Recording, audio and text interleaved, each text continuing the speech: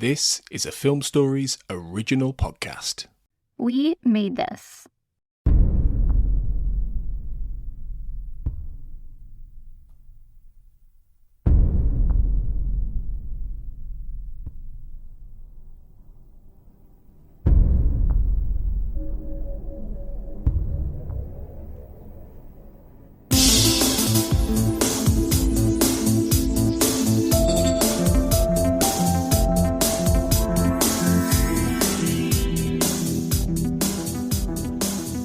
Welcome back, everyone, to the Xcast. The truth is in here. I'm your host, Tony Black, and this is I Want to Believe Minute, where we unpick the second X-Files movie 1 minute at a time.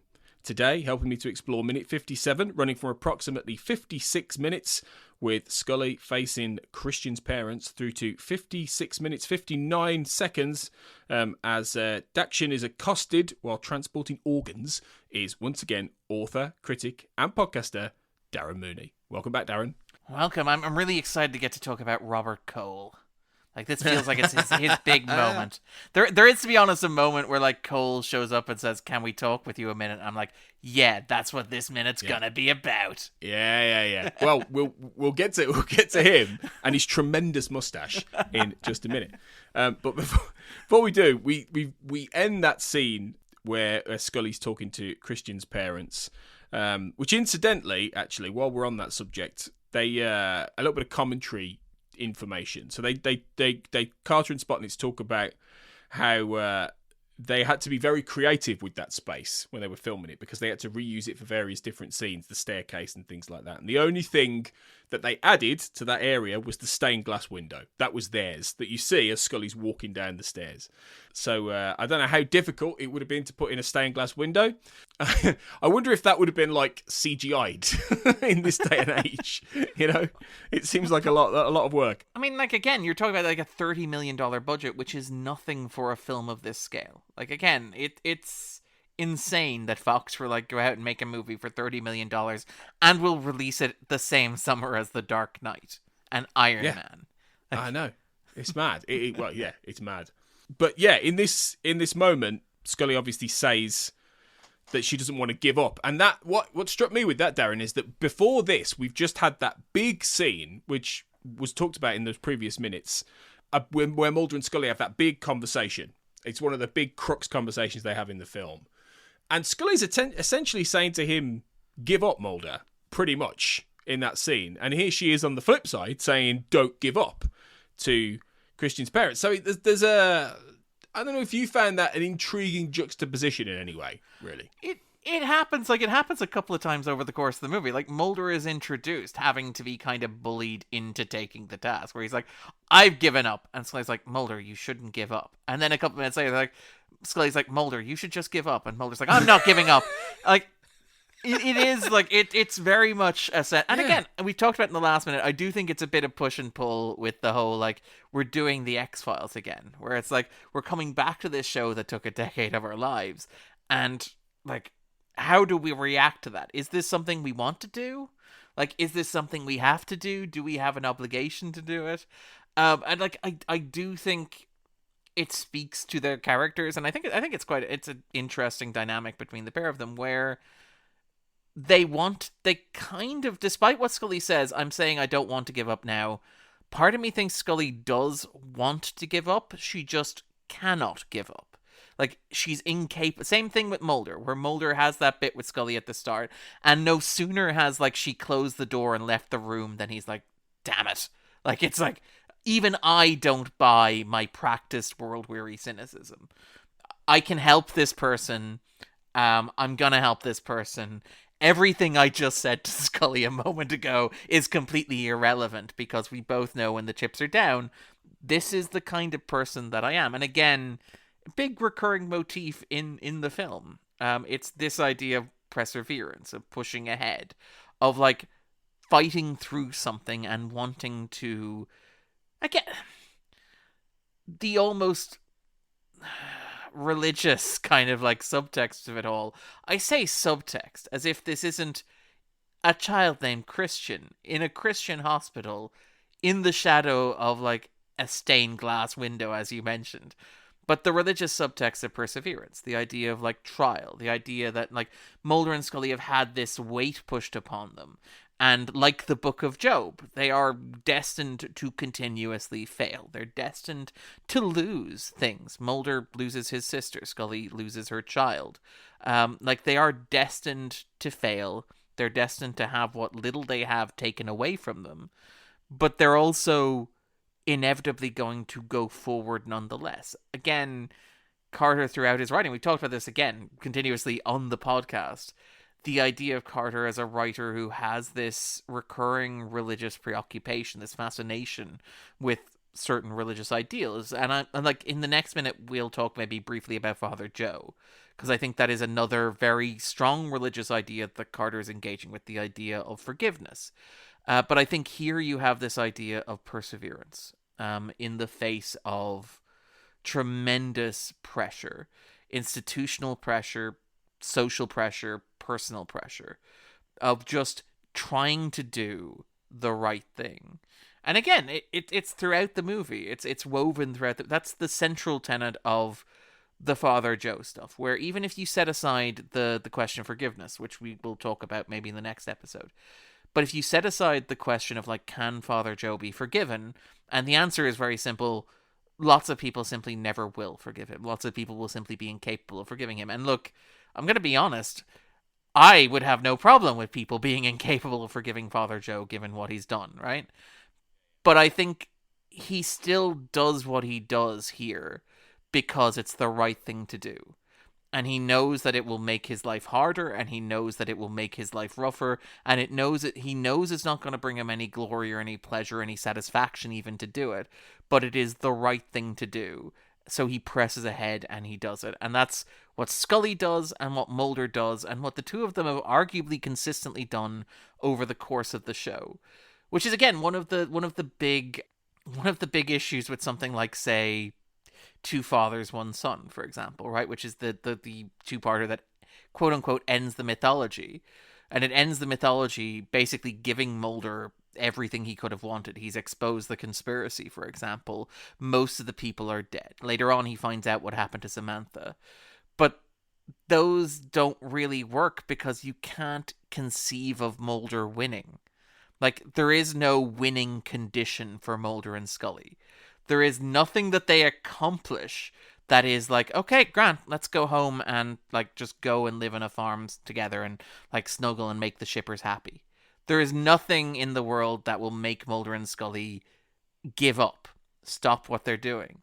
And I think that's kind of what I want to believe is about in a grand existential sense. I don't know how well it ties that to plot, in that I don't know how well that relates to the idea of, you know, obviously, and we'll talk about the character in a moment, but, like, Dachshyn trying to keep his boyfriend or his husband alive by building a monstrous body for him.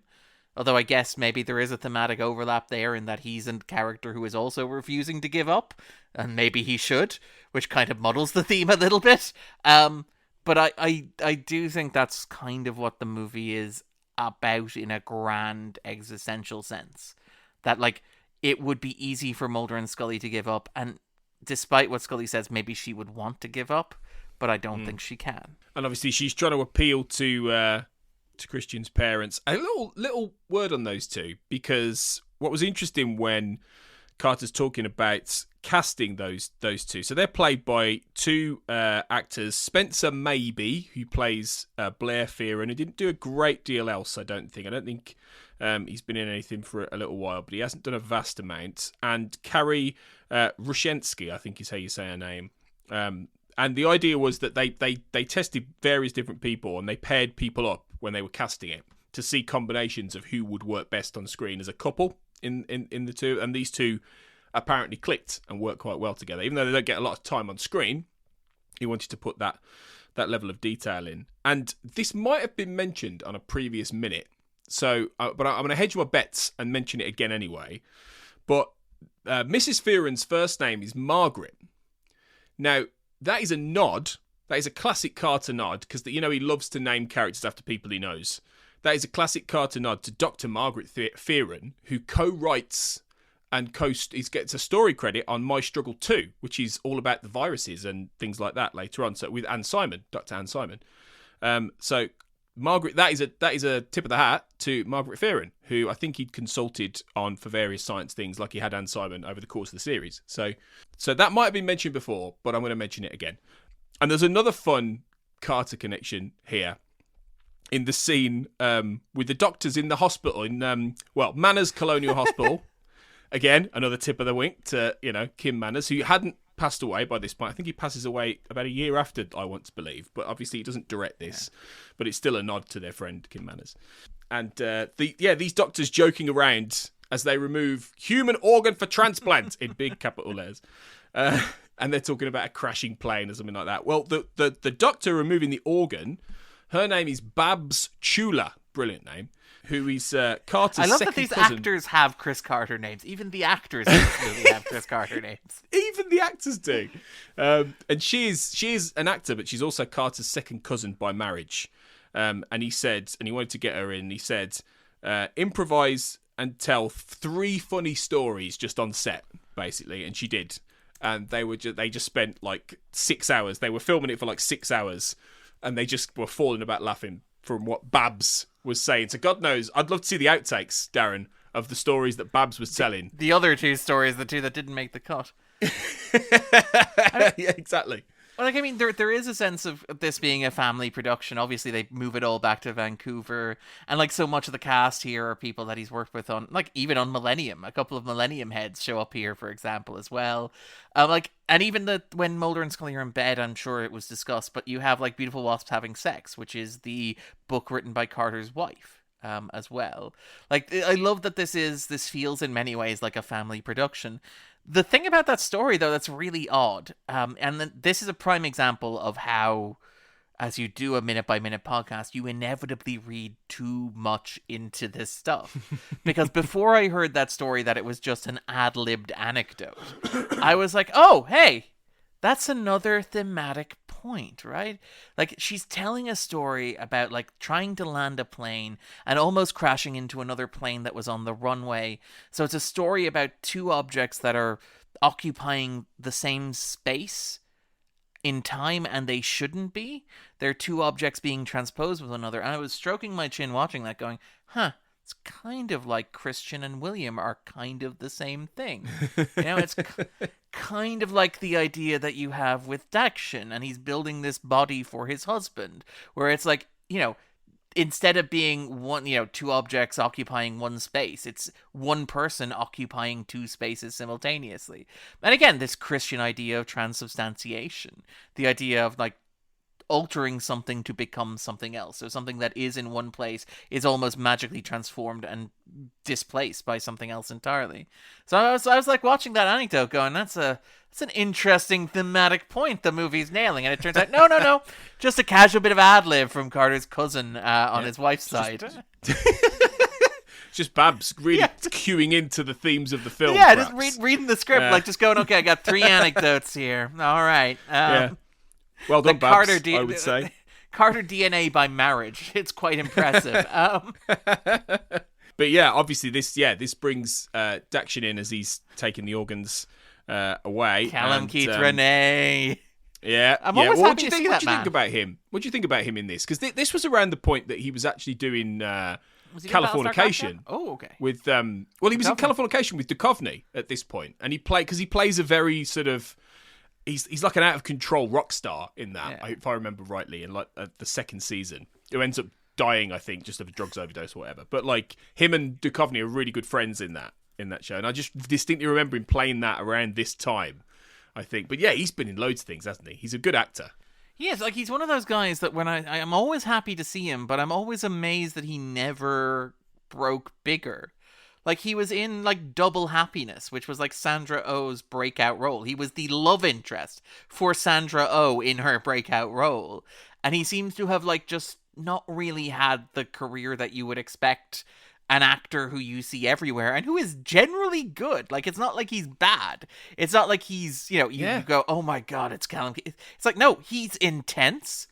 He's, pretty easy on the eyes. I don't judge. I think like he looks like he could be a star, and he's a bit of a Jeffrey Dean Morgan type. Yeah, you know, he can do the intense, he can do the he can do jokey, he can do charming. He's a bit of an all-rounder, isn't he? Yeah, I'm always happy to see him when he shows up, and it's kind of odd because it's usually smaller roles. And I think he's quite good here. I think Dachshyn maybe isn't the most rich or rewarding of roles that you could give a performer, to be frank. It's true. In that, like, the villain, and again, we are talking about enough in these minutes. I will leave it to people who are far more qualified to talk about, like, the gender and sexual politics of what is going on with Dachshyn and his husband. But let's just say that I think the movie doesn't necessarily treat them as particularly complex human beings, with, you know, nuance and depth in a way that, you know, you would need for a story like this to work.